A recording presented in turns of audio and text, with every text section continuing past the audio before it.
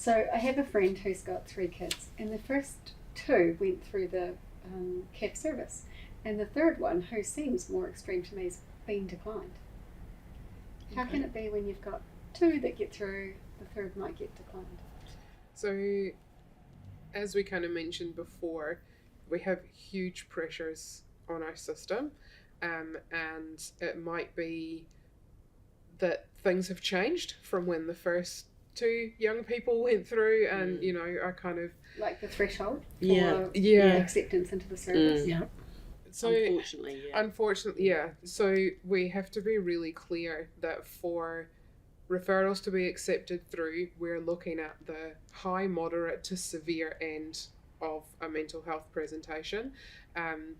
Previously, the demand wasn't as high and the pressure wasn't as bad as it kind of is now. So it was more of that whole moderate to severe.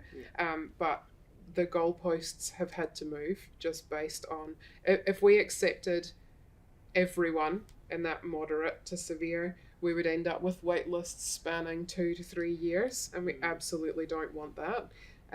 So it may be that in the time that between your children being referred, maybe the goalposts have moved a little bit, but we still treat and triage every referral that comes through as that individual and look at all of that past history and information and things like that before we make a decision going forward.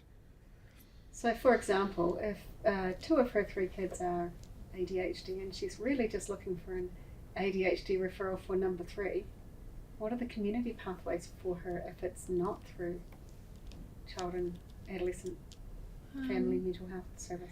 So, if the GP has sent all the relevant information to us and it does meet criteria, of course we're going to see that young person because it's clear from the information that we've got that it's ADHD.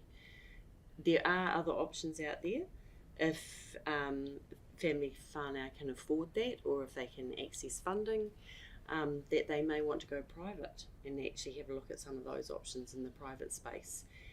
There's psychologists, occupational therapists, there's a whole range of people out there that can actually offer those supports as well.